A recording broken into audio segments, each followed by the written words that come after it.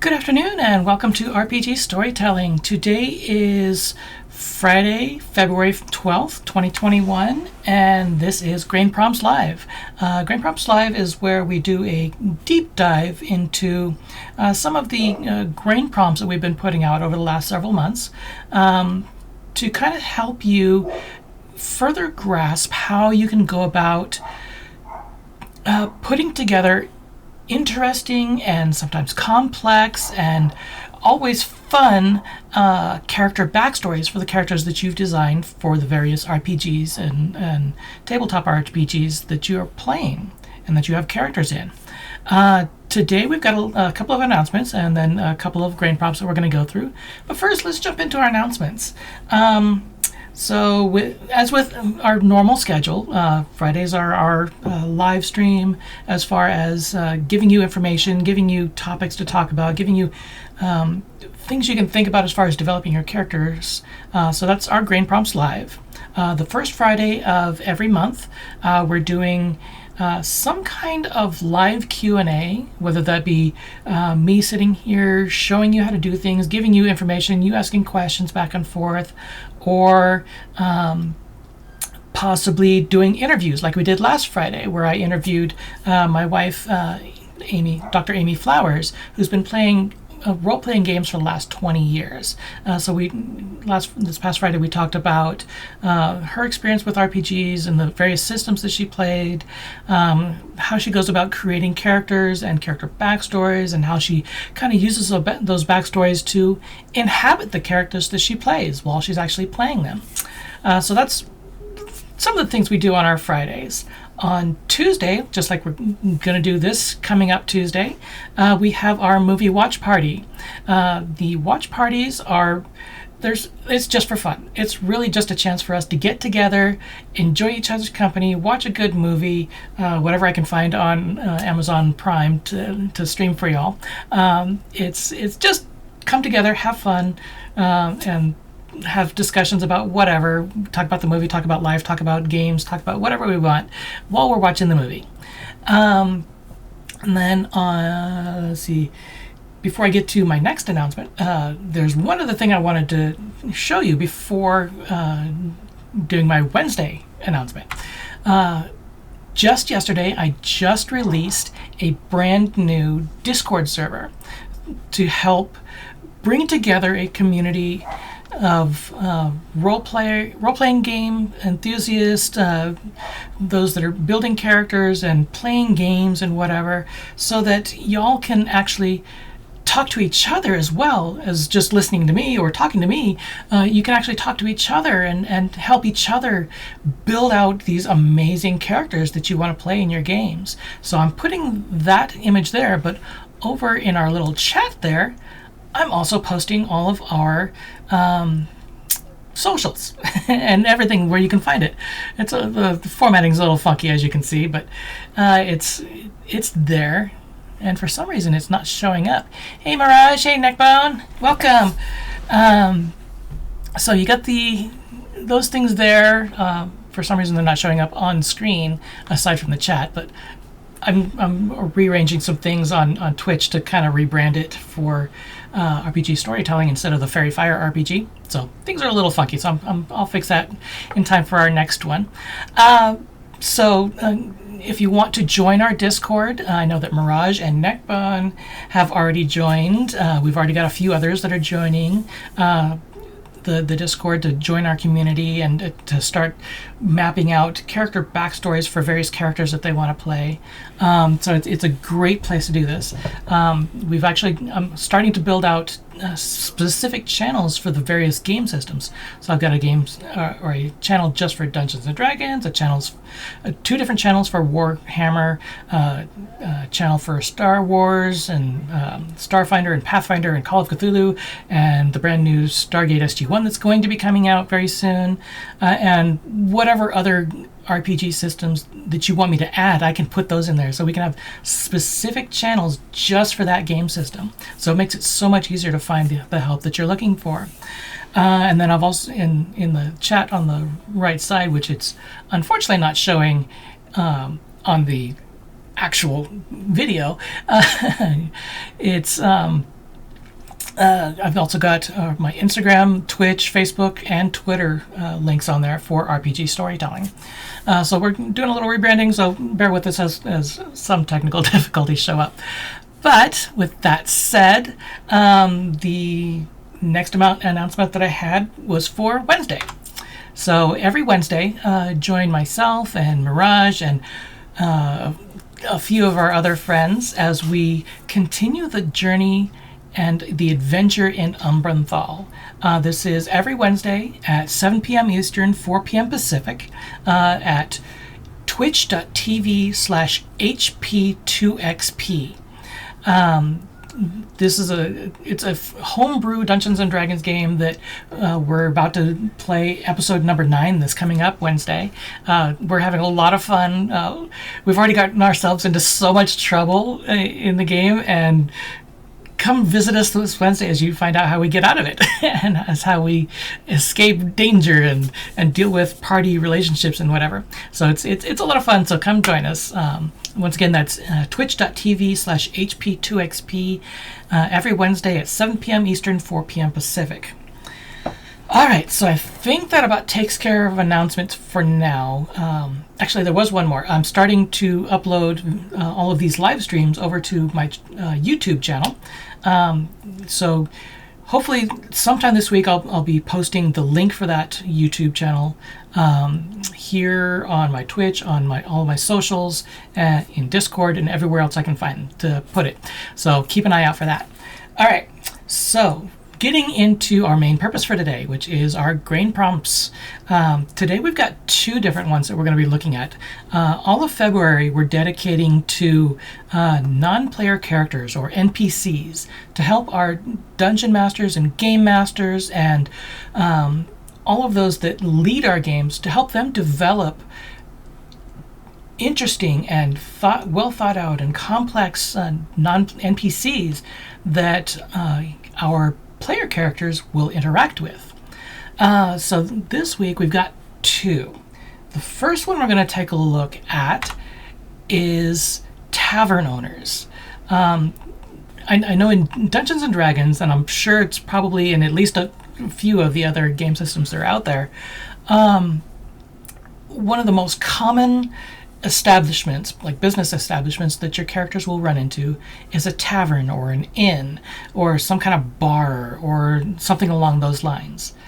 For the dungeon masters who are running these characters that own and operate these businesses, it helps to kind of take a look at why this person is running the establishment, what they do as far as going to find their supplies, how they got into the business in the first place, and so many other things.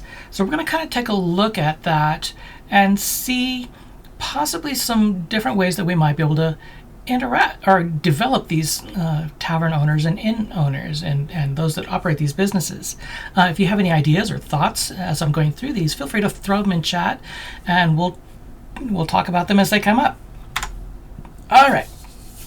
So the first thing we're going to look at is the type of clientele that your tavern or inn is probably most likely going to have. There are several different locations where this tavern or inn can be.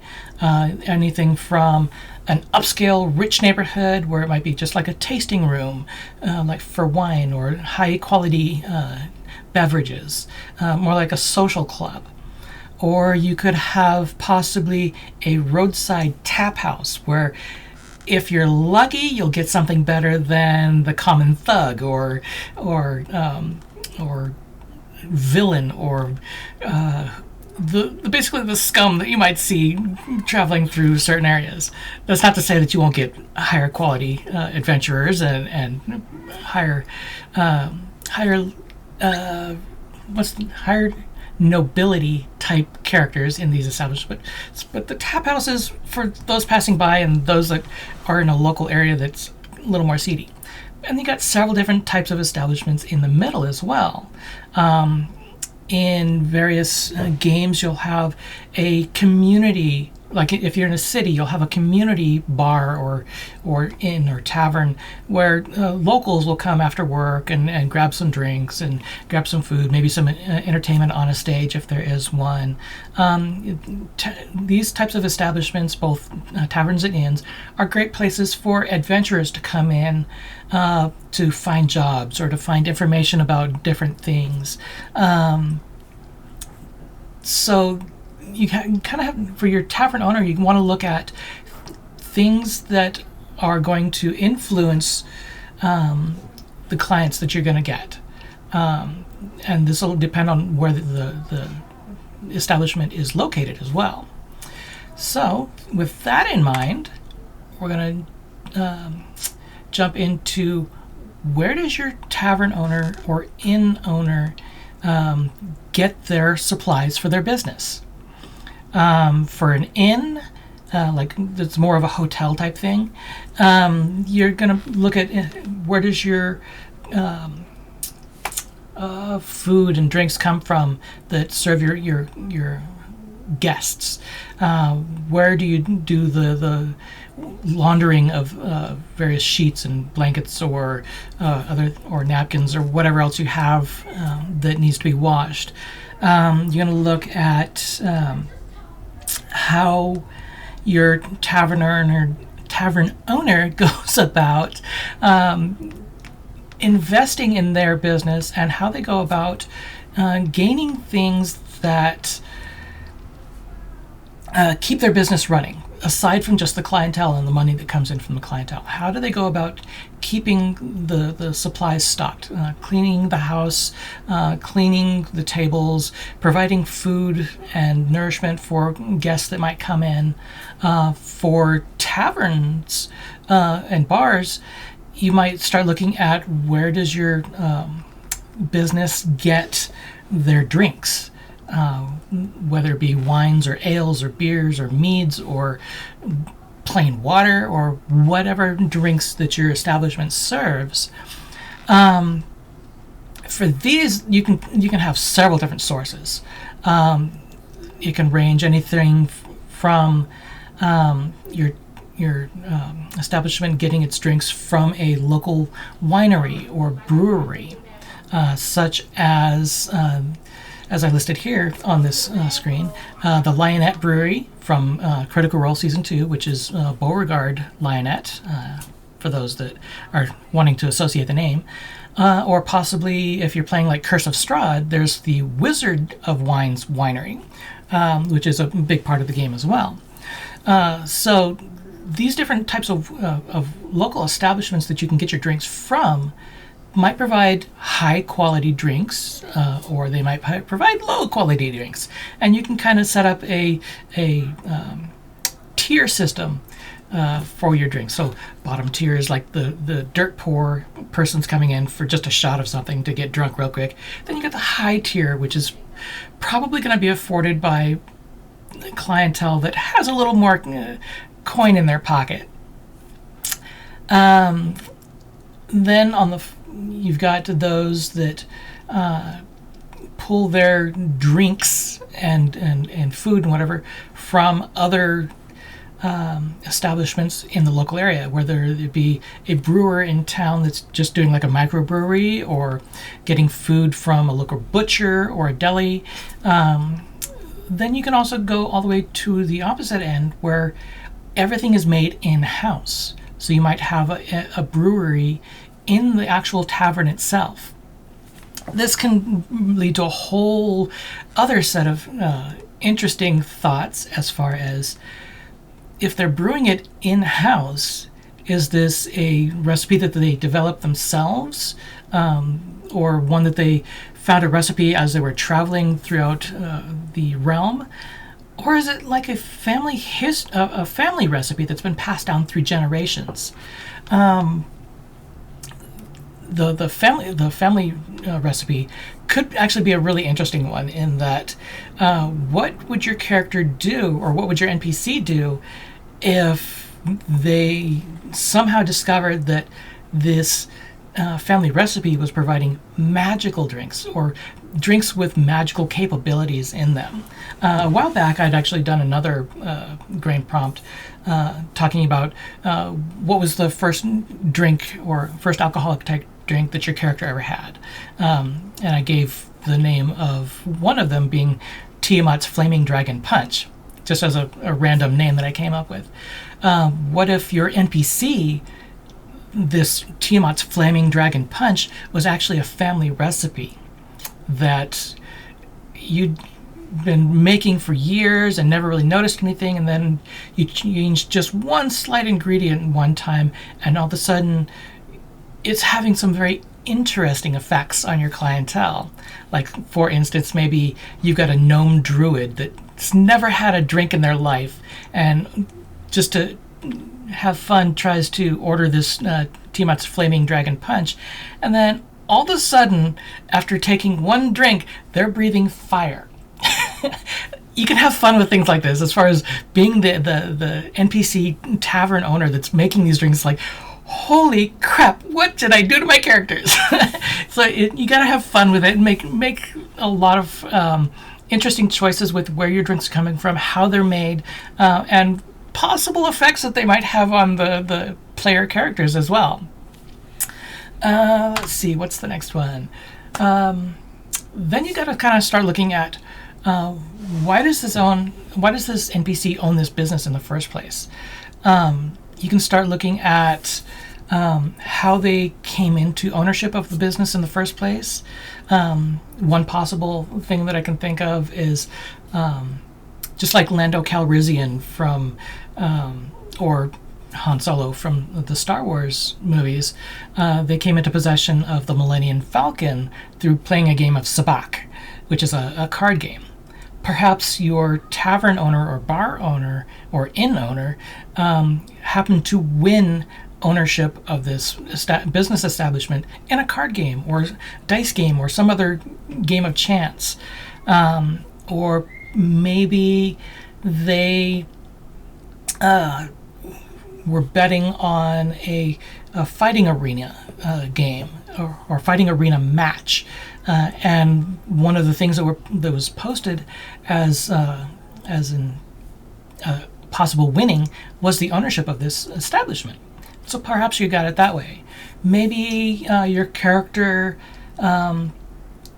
had this business handed down to them from their parents or grandparents or somebody else that passed it down to them. It's kind of like a family lineage.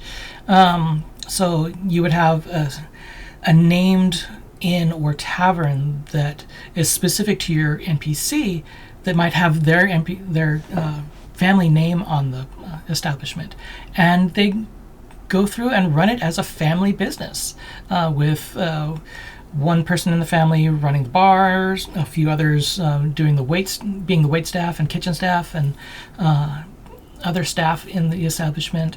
So you can kind of look at it that way. Or possibly your NPC used to be an adventurer of some kind, and they had gone through years and years and years of being an adventurer. Possibly they were one of your previous player characters that just got tired of being an adventurer. They'd gone through their level 20 and everything, and they just wanted to have something to fall back on, something to kind of relax and take it easy. So they invested in this ownership of this business. So there's a lot of different ways you can look at these different things as far as how your NPC became the owner of this establishment. So there's a lot of different ways that you can go with it, as we've seen. So speaking of ownership, this is going to be my really awkward transition into my next topic. Ownership kind of leads you to think of characters that hoard things. Like I said, really awkward transition. But for this one, it always seems like there's at least one character in every game that hoards something, whether it be money or jewels or artwork or knowledge or books books or bones or relics or whatever. So there's a lot of different types of characters, not just dragons, even though we're going to be specifically focusing on dragons. So there's a lot of different characters that have the capability to be hoarders for whatever reason. But today we're going to look at dragons most specifically. We're going to look at not specifically who is doing the hoarding, but rather what that NPC or character is hoarding and why they're hoarding it. So it's the what and why that's really the important part of these hordes. Come on, move. There we go. So, focusing specifically on dragons. And for the purposes of me talking about it, just to make it life easier, we're going to look at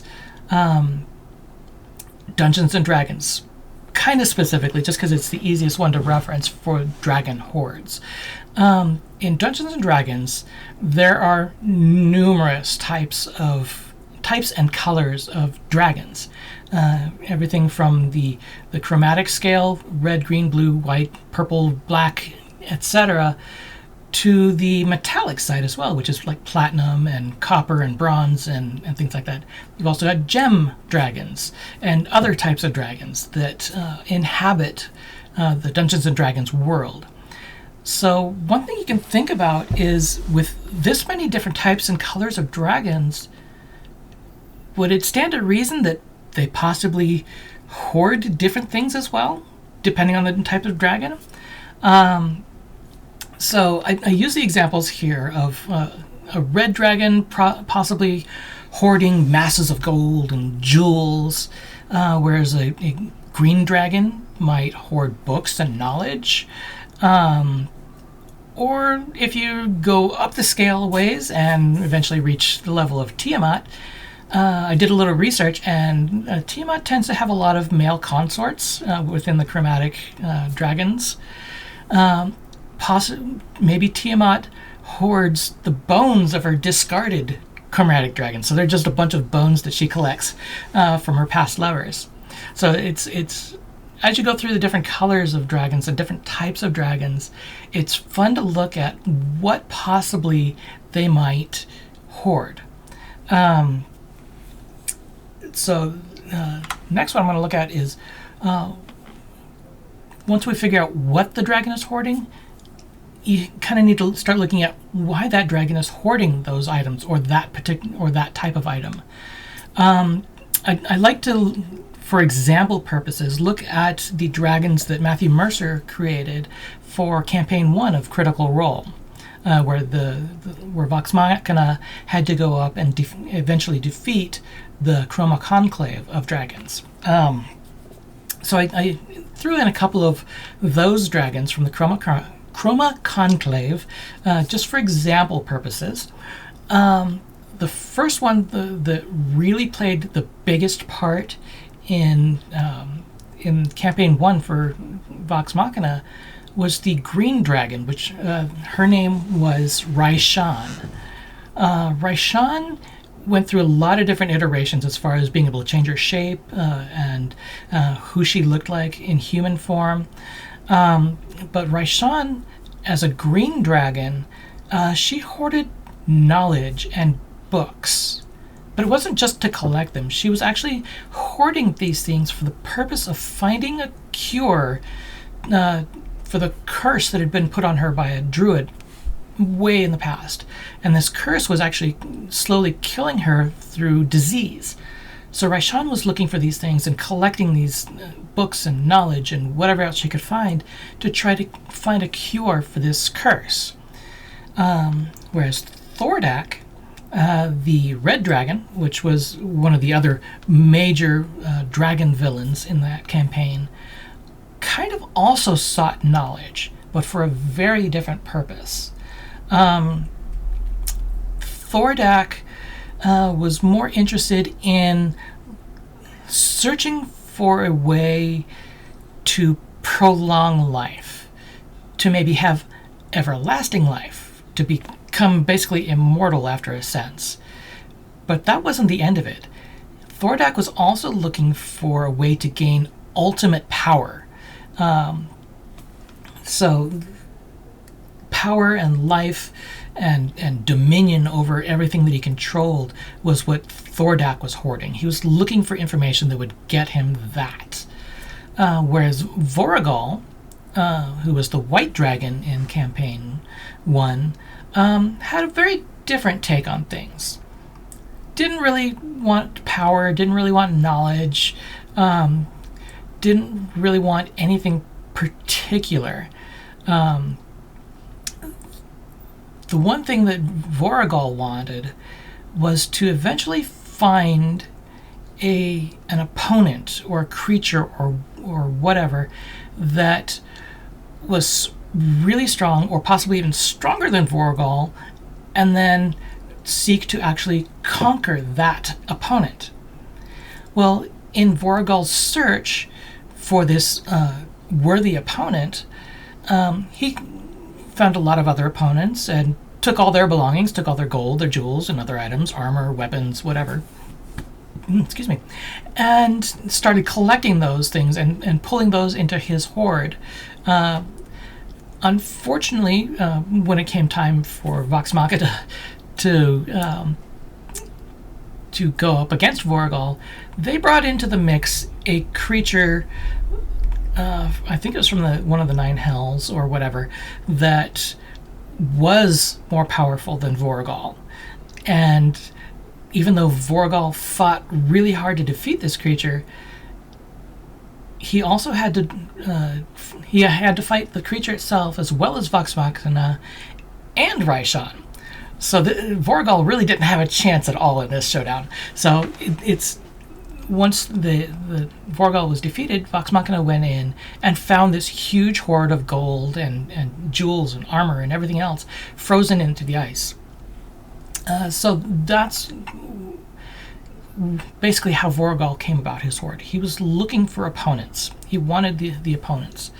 So when you're developing your character, whether it be a dragon or any other character that for some reason has a hoard or has started hoarding different things, start looking at why they're hoarding these things, why they're going about collecting these different pieces from wherever they're getting them, and what it could mean for that dragon or for that character.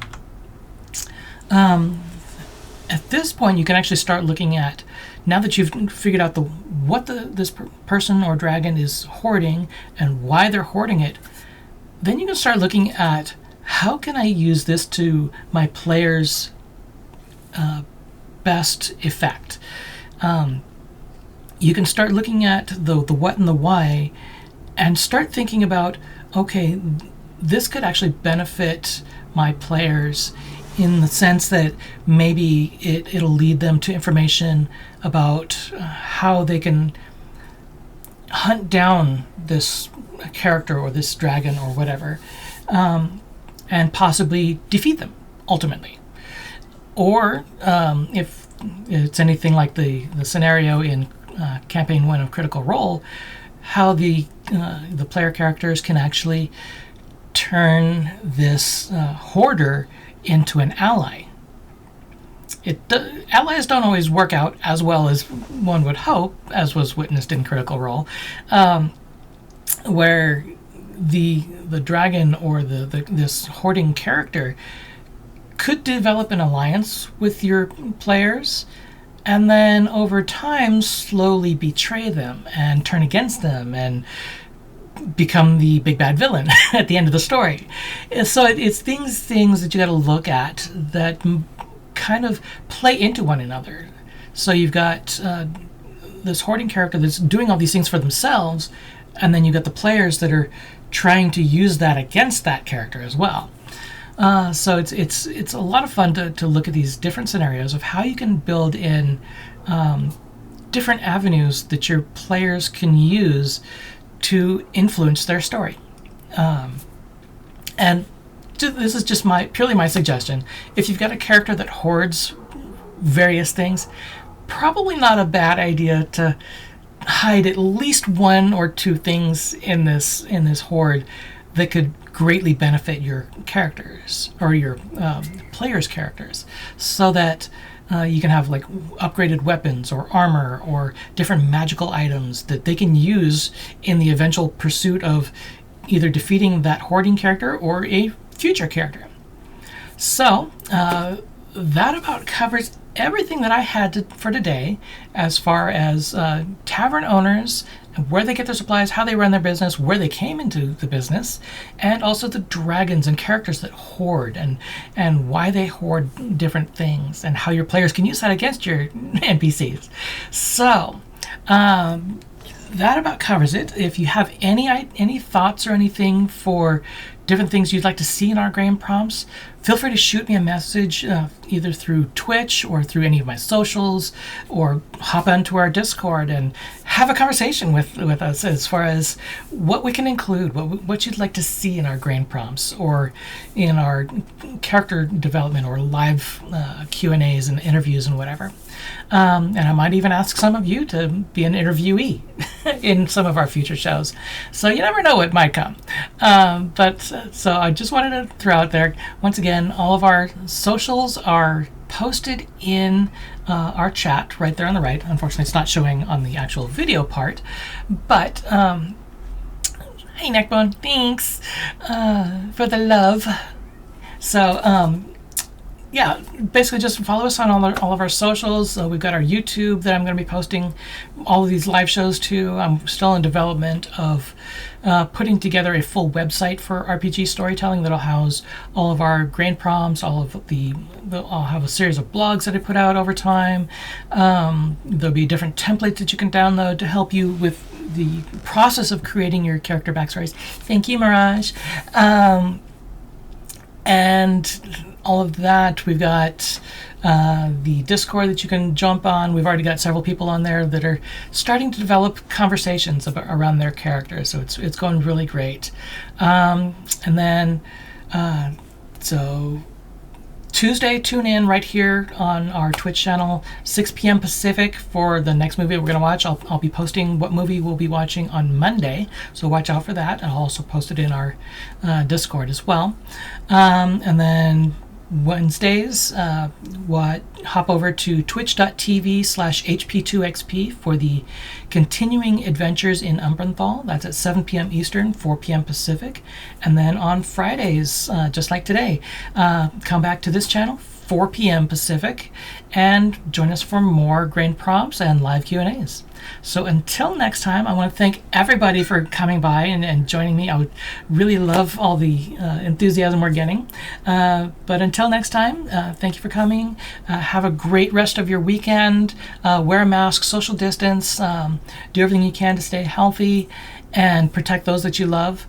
And once you're eligible for it, go ahead and please get that coronavirus vaccine so we can get that virus knocked out as quickly as possible. So until next time, we'll see you later. Love you.